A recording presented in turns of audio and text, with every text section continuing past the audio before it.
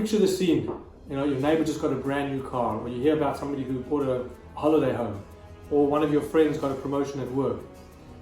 All of a sudden you start to feel jealous. You start to think, oh, why do they have it? I should have it. And unfortunately, that emotion of jealousy, it's almost like fire. The more you feed it, the bigger it becomes, and you start becoming more and more angry or aggressive, and perhaps even building an animosity towards the other person who doesn't perhaps even understand or know that you covered what they have. And the interesting thing is, in our parasha that we read this week, Parashat V'etchanan, we are once again given the 10 commandments. We are reminded of the 10 commandments, and one of them, the last one, is to not covet what our neighbor has. Now there's an interesting connection between the two sets of tablets, the first 5 and the second 5 of the 10 commandments. Some say that the ones that are opposite each other, number 1 and number 5, number 2 and number 6 and so on, are connected in some way.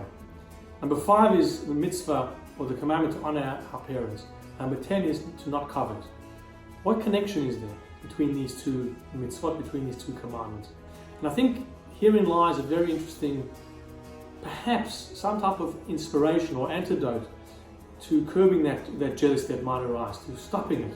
Because it's so dangerous and it's so powerful, it can really destroy who you are as a person. It can destroy your behavior and the way you conduct yourself amongst other people.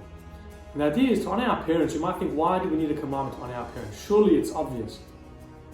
But the answer is that we don't truly understand everything that our parents have done for us.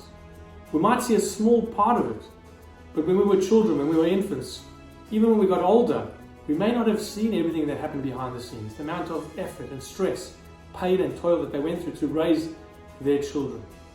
At the same time, we don't always understand every decision that they made.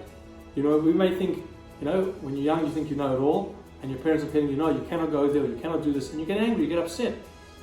Only later on do you realize that they had a bigger perspective, they understood things, they cared about you. It wasn't that they were telling you no because they wanted to harm you or cause you pain. It's because they saw things that you didn't see. And I think here is the connection to the mitzvah, or the commandment not to be jealous or to covet things.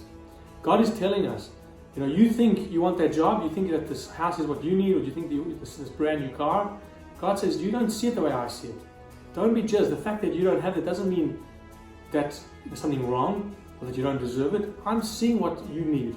I'm seeing almost a bird's eye view of life. At the same time, God is also saying, you don't see everything. You don't know all of what's happened behind the scenes. You want that person's car? Well, then take everything they have. Take their sorrows too. Take their troubles too. And the truth is, we all have our own baggage, our own packages. And so when you start to feel jealous of someone, stop for a moment and think to yourself, well, what about honoring my parents will remind me of how I should react to this? And the two things are, as I said, remember, we don't always see everything. So you might get that house, but the truth is, it's not what you need, or perhaps there's something greater waiting for you. Or that job, or that promotion, or that car. At the same time, don't think that person has everything they want. If I only had the car that they had, or the job that they had, you don't see everything else around there. The important thing is to be appreciative of what you have, to look at your own self, and that's what you should value. Be confident that what God has given you is exactly what you need in order to do your job in the world. Wishing you and yours a Shabbat Shalom, wonderful weekend ahead.